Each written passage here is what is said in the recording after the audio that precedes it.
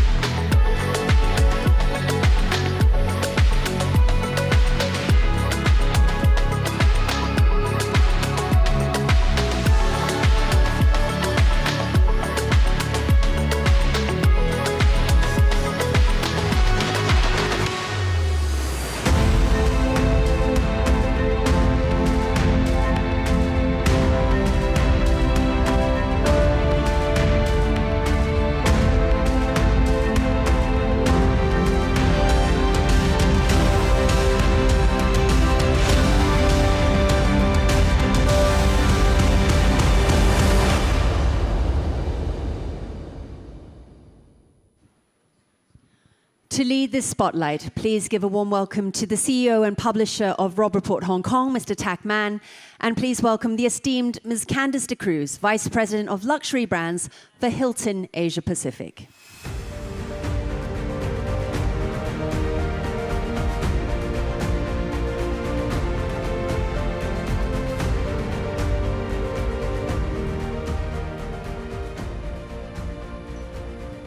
Good afternoon, Candice. Good afternoon.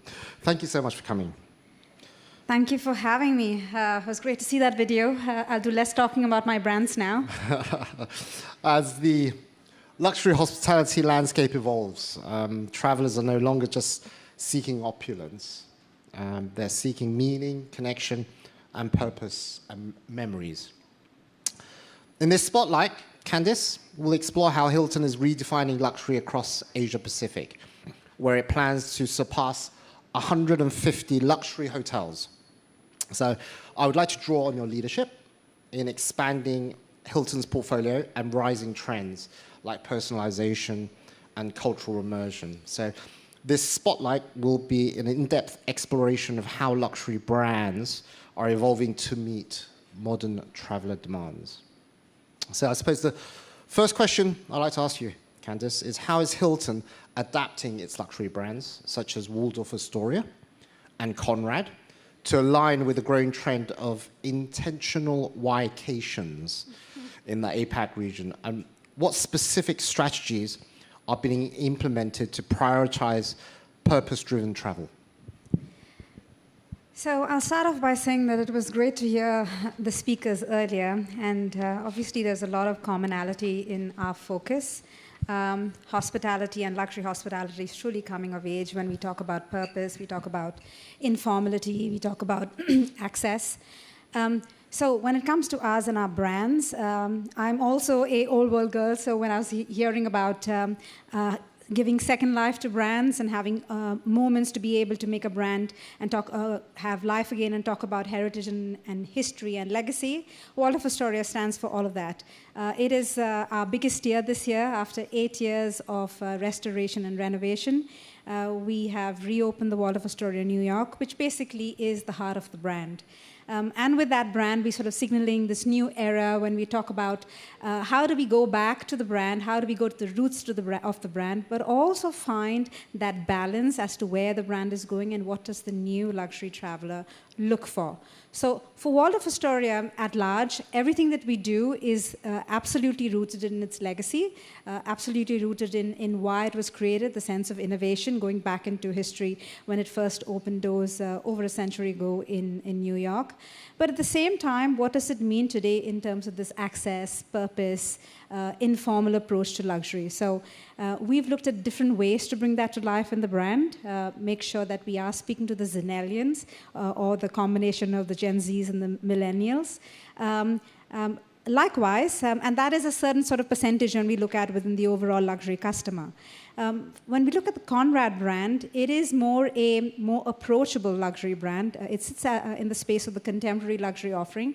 And as the video showed, we are focused around bold interpretations of our brand, bold interpretations when it comes to how we bring dining to life, how we bring our bar story to life, how we bring the community to life, which is also very important for a luxury customer today. It all stems around this entire sense of purpose, which kept coming up over and over in the conversations earlier today, is how do we give them a sense of purpose? How do we give them the sense of deeper connection as they travel, as they make choices of where they want to travel and how long they want to travel? Now, when it comes to that question of the whycations, which is another buzzword or another it word that we're sort of hearing when it comes to luxury and all the trends that are surfacing, the why is around what is driving that purpose of travel. So why are they traveling? As a luxury traveler sort of looks at travel at large, there is a lot more questioning around what am I getting out of this travel? Travel at large, if we look at for a luxury guest, has become longer. The average stay has become longer, which is why even when you look at trends like yachts and trains, that naturally sort of supports that entire longer length of stay. So when you're looking at that approach in terms of why, what are they getting out of that? Why are they traveling? Are they traveling for purpose in terms of connections to themselves? Are they traveling for multi-generational, which is absolutely on the rise? Are they traveling in terms of solo travel where they want to spend more time with themselves?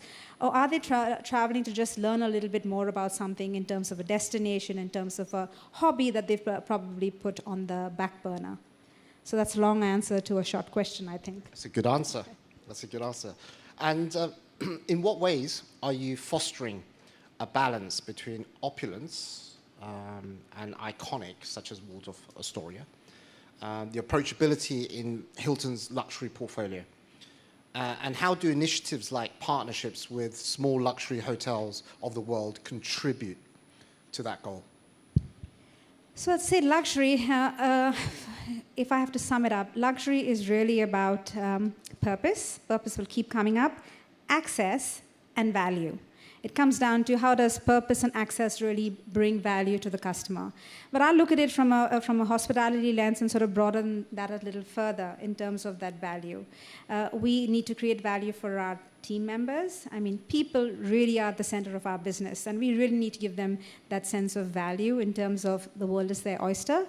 The second is in terms of the owner who is partnering with us to create hotels and even beyond hotels, whether it is looking at branded residences in different parts of the world, investing with us as this partner in this marriage. So how are we adding value in that sense? And the third one, which is probably the most important as we look at the luxury growth, whether it's VICs, whether it's VIPs, that overall customer base, how are we giving them value?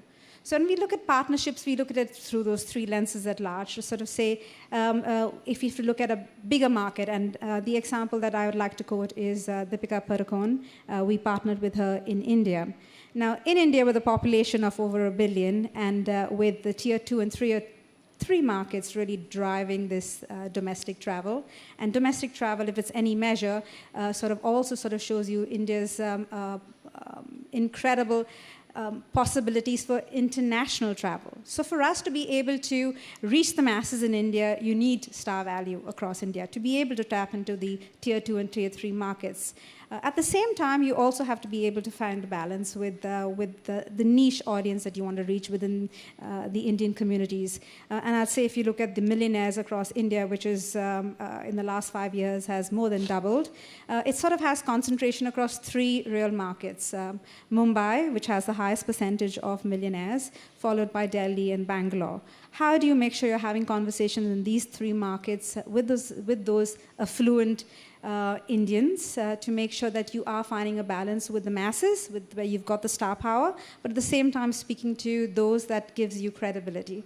So we partnered most recently in terms of a partnership with a acclaimed and awarded artist in India called Subodh Kerkar, who partnered with us to tell a story around his love for food. He's also a food historian, through the lens of Conrad as part of that bold contemporary outlook. So that example is sort of to tell you that when we look at partnerships, it's not always one size fits all.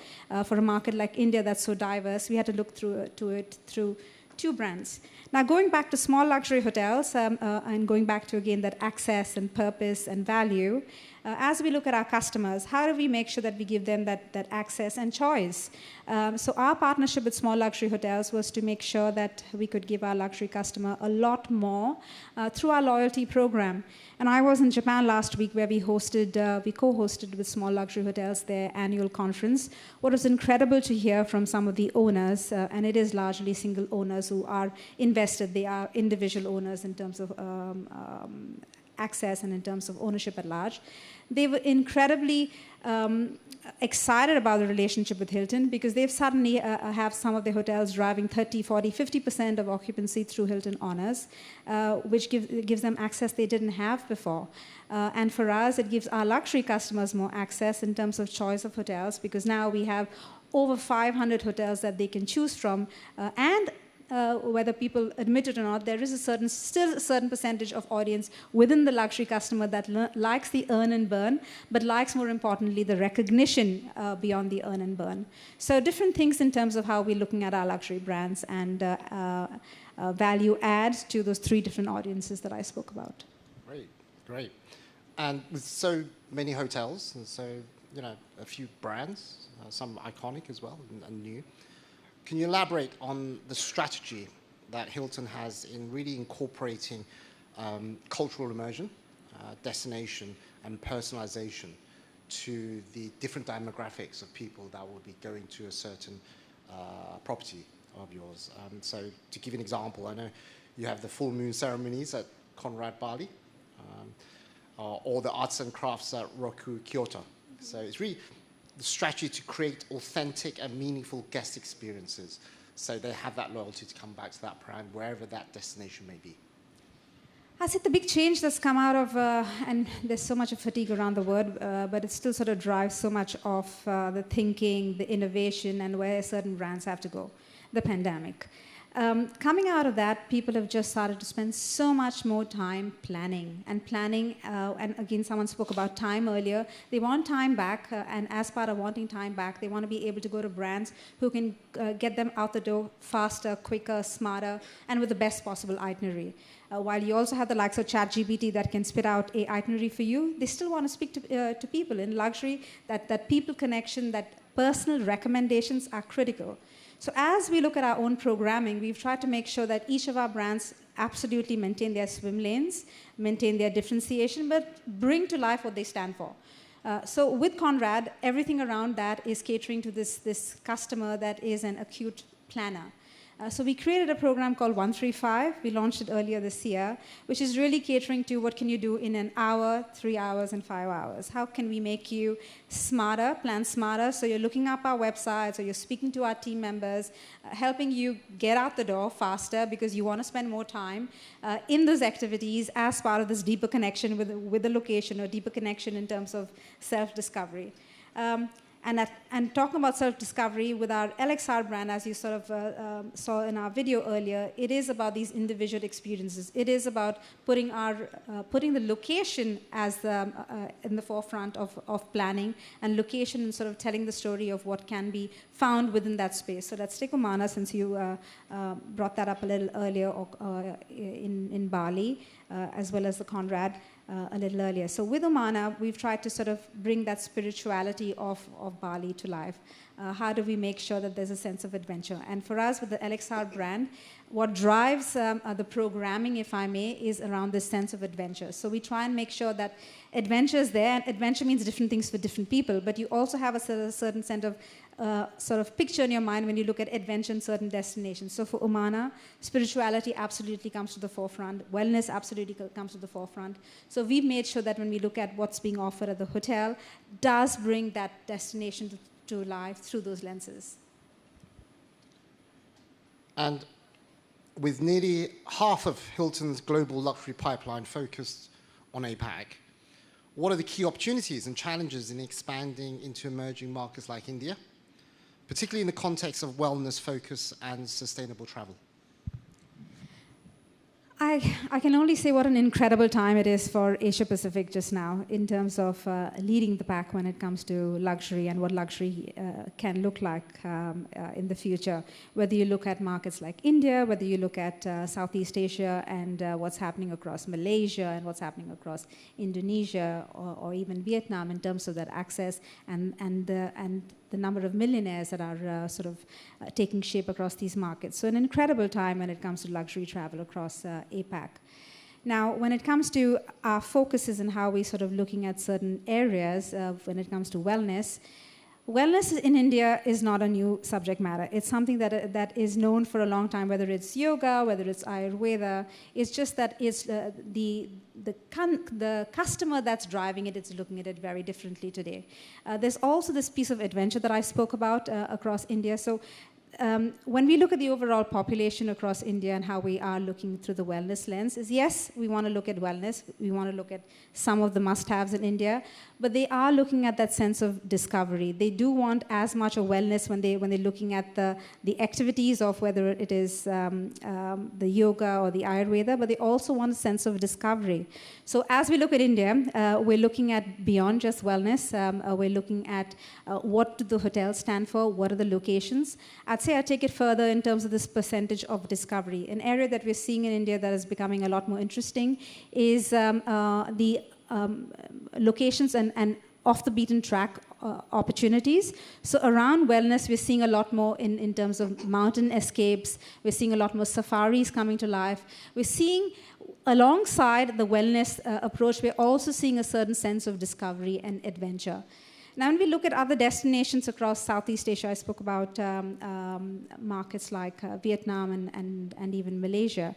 We're seeing this renaissance, if I may, when it comes to what luxury can look like. And next year is an important year for us. We're going to be opening 2 hotels in Malaysia, a Waldorf Astoria as well as Conrad in Kuala Lumpur.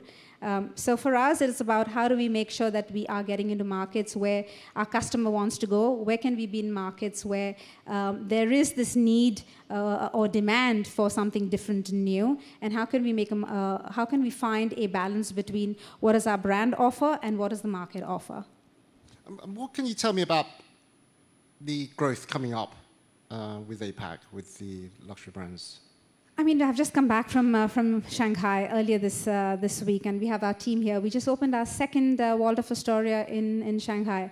What's incredible is this, we're seeing this shift of where you, within the same city, you can have micro destinations, and those micro destinations offer completely different experiences. So in Shanghai, I'll take that example. We have one, which is a heritage hotel on the Bund, but on the opposite side of the Bund, which is this new area, which is really focused on being this urban retreat. It has like a 23-kilometer running path around it, catering to younger families, catering to this wellness enthusiast. And completely different for us from a product point of view. So we're seeing this growth in markets where you would have thought that one was enough. You're now seeing these micro destinations. But equally, we're seeing the luxury traveler wanting to go to destinations that are not seen as these over-tourism destinations. So I'll take Japan as an example, where you would see amazing travel plans around whether it's a Kyoto or a Tokyo, and now more recently even in an Osaka. But we're also seeing a lot of these secondary destinations, or perhaps to a certain extent, still not in the top of mind, but really still being people wanting to discover, whether it's Hokkaido, whether it's Kobe, whether it's now Niseko in terms of the popularity when it comes to ski and skiing at large. So we're seeing this need for people wanting to go back to certain destinations more, but discover a different side of the same city, but equally the affluent wanting to go to the not-so-discovered destinations to be able to avoid the tourists. Great. And there's many trends and strategies, and I just leverage your sort of experience and sort of forecast. So how are you, with your team, leveraging trends like slow travel, digital detoxes, sport tourism, AI, to enhance luxury offerings, and what role will that be playing in the future growth for you and the luxury brands? I mean, those are things that are, all of that's super critical in terms of how we look at our strategies for the future. How do we look at the changing guest profile? How are we looking at the millennials and the Gen Zs, but equally the Gen Alphas, and what are they driving when it comes to this longer sort of length of stay? How are they driving family travel? Someone spoke about pleasure a little earlier. What does that mean when you look at a property, and how you even design it in terms of going back to the board when it looking at what does design of a hotel look like? When there was if you look at the past, maybe 15, 20 years ago, it was all about this larger spaces when you looked at luxury hotels. Today, luxury hotels are a lot more residential. Walking into a lobby feels like you're walking into someone's home. Walking into certain dining spaces feels like you are friends coming together, a lot more intimate. And that goes back to the millennials and the Gen Zs driving this informality when it comes to luxury. So we look at it from not just the product, but then how do we look at it from the absolute guest experience, and how do we bring it to life? So yes, another key word that we're seeing across luxury is slow travel or quiet travel, where they are looking at spending a lot more time with themselves. They are looking at off-the-beaten-track destinations. And again, how does product show up in that space? It is not one size fits all, and we're lucky to be able to have 5 brands to be able to play within those 5 brands based on what they offer and how they brought to life. But at the same time, how do we make sure that we don't forget that our industry is about people? It is about people delivering memories, delivering the best-in-class experiences, delivering on the promise of the brand to people. So how do we make sure that our people are not losing that connection and always finding the balance? So everything that we do is finding the balance between high tech and high touch. Absolutely, AI is here to stay, and it'll only be one that we try and use in different ways, whether it is itineraries that I spoke about, or whether it is as being sustainable around zero waste, and as well as sort of climate change and over-tourism and all of those areas in terms of being able to look at strategies, but at the same time being able to take the friction away to be able to give our teams more time to spend with guests, because at the heart of our business is people. Well, before I let you go, one final question, Candice, and we ask this to everyone. What is luxury for you, and what is luxury you believe is for your clients? Luxury for me is a sense of giving you something you still don't know you need or want. And that is what we always talk about, anticipation. That's the word that we often use. I think personalization sometimes is overused in our industry. That is table stakes. But for me, this entire anticipation is critical when it comes to luxury. And I'd say that's the key word that I like to leave with. Well, on that note, Candice, what a wonderful spotlight. And thank you so much for your time today. Thank you. Thank you again for having me. Thank you very much, Tak and Candice.